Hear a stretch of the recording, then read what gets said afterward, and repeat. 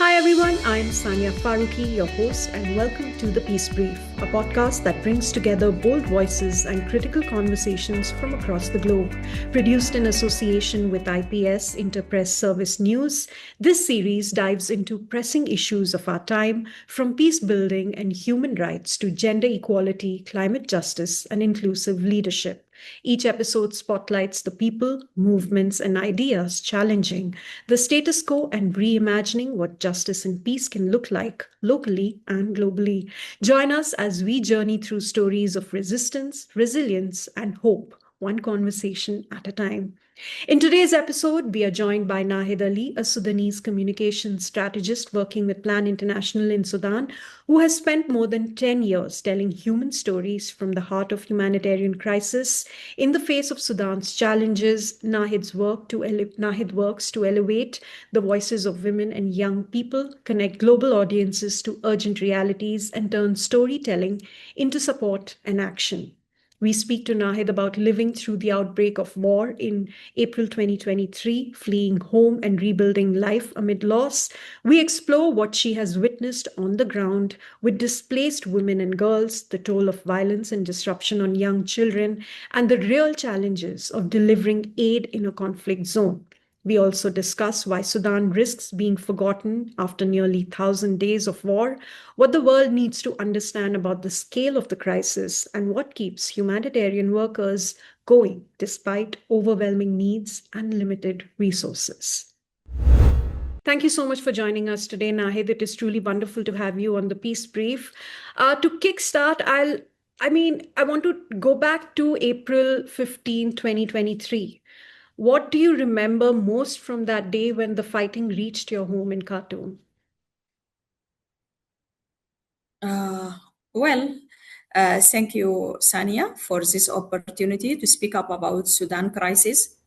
Um, I remember that day on 15th of April. I just have 21 days of my child who born at that time before the conflict of 21 days before the conflict, sorry.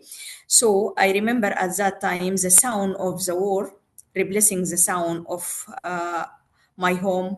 And I remember my children was very scared and sorry, were very scared at that time. And also I remember this is my first time to be in the center of clashes and shooting. So we just run and left everything behind. So you were forced to flee with your children and lost almost everything. How did that experience change you, both as a mother and as a humanitarian worker? I think at that time, it was my first time to be as or to be considered as an internal displaced person because I left my home to another safe space, and I need to help people that in need at that time. So it is confusion feeling at that time to support my family and also need to support other families, not only my family. So um, I think at that time I was a mother who couldn't also protect her children from fear, from violence at the road, from hunger. Now, when I hear any, I understand their feeling completely, and I can share with them even my story. Thank you.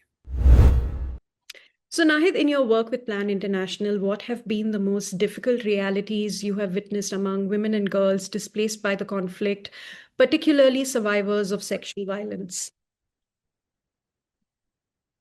Well, Sania, the stories and the reality that I shown and I heard and saw in different IDBs, internet displacement gathering site are shocking. Even the story are widespread. The conflict has created, I think, a protection crisis because many of girls faced or facing now also many of sexual violence as it used as a weapon of the war. And I have spoken to many survivors from sexual gender-based violence, and also included women and adolescents who's still now in trauma, and also the trauma is compounded by stigma and uh, complete lack of services. Also, I met different survivor who share with me their story when they fled from Al Fasha to the safe space in northern state. They witnesses many raped of their friends in front of their families, in front of their brothers, in front of their father, and even some of them now are pregnant.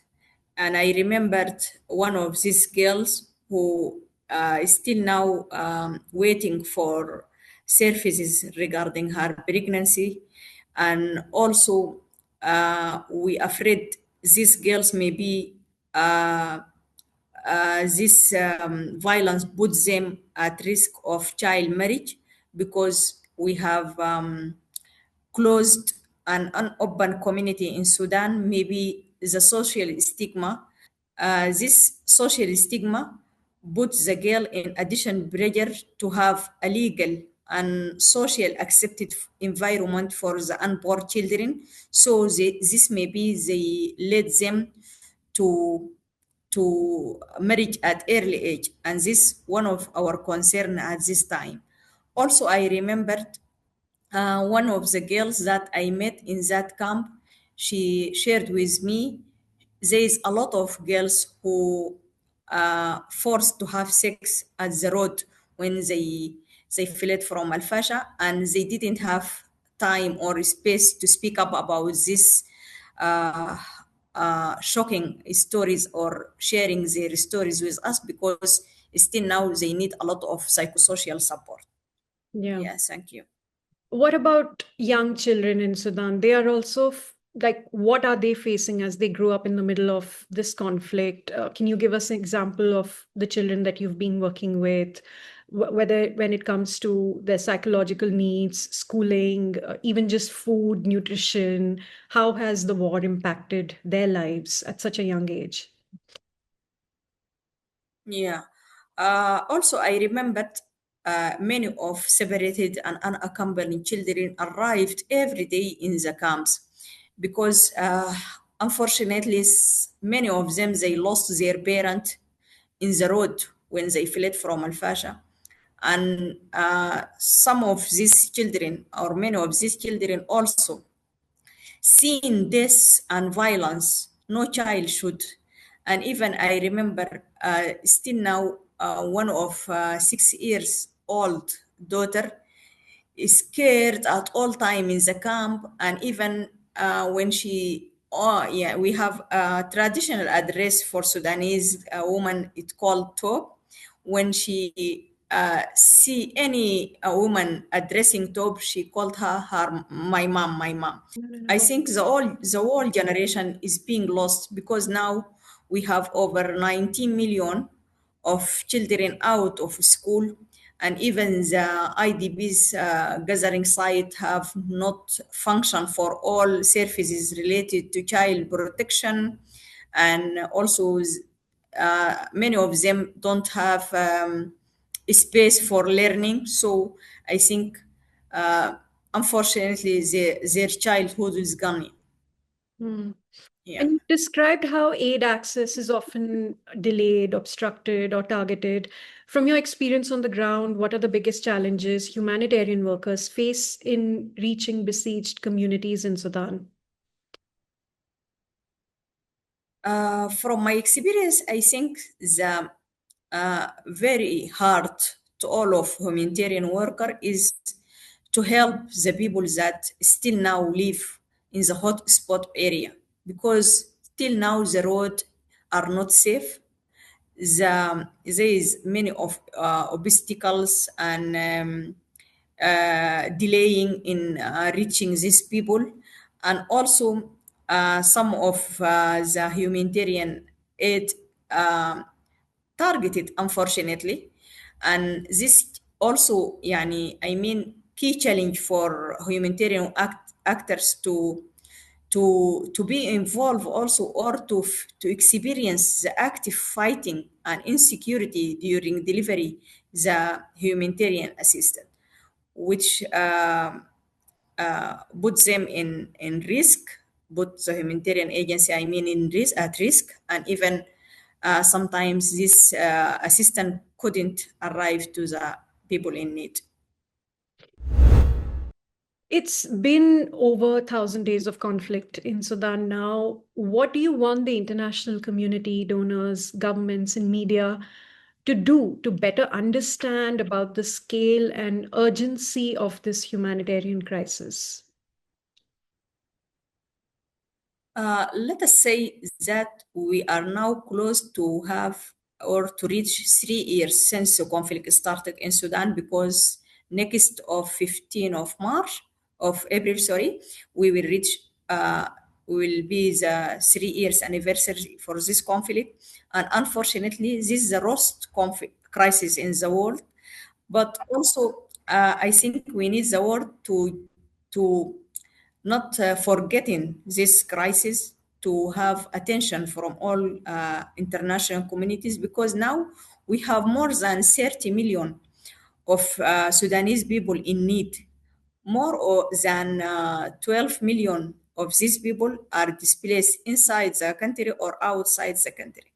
So I think we need to have urgent solidarity with Sudanese people. We need from global community to not forgetting Sudan, to stand with Sudanese people, to raise their voices, to demand action from their leaders, or to support the humanitarian organization on the ground, by making more fund for Sudan, because we believe the attention of the global community and action and support will make difference in Sudan. Hmm. Thank Now, you. despite the overwhelming needs and limited resources, you and your colleagues continue this work. What gives you strength and what gives you hope to keep going? And what message would you share with the world about standing in solidarity with Sudanese women and children, particularly? Yeah, as Sudanese women, I think I'm so proud about the resilience of Sudanese people in Sudan. Uh, my strength, because when it comes to show the services that available in the camps or in even in the host community, you will see a lot of solidarity, like community kitchen that running by only community effort. So the resilience of Sudanese be more human and more commitment, especially women and girls, because during this crisis they lost their wives. The woman lost their husband and their caregiver. So during this time, even I be more stressed when I saw my colleague in the hotspot area in Darfur and Kordofan trying to reach the most affected people in Sudan, and at that area also make us so yani, so strong to not give up at this time. All right, Thank you. Nahid, that's all the time that we've got. Thank you so much for sharing your insights and the amazing, inspiring work that you're doing with Plan International. I'm truly grateful that you were able to take your time out despite a lot of work that keeps you busy and also patchy internet. But we managed to speak today. So thank you so much for your time. Thank you, Sania. Have a good day. And for those of you who tuned in, thank you so much for watching. Please continue to support the Peace Brief. We are now available on Substack and Spotify. I'm going to see you next time with another powerful interview. So stay tuned and thank you for watching.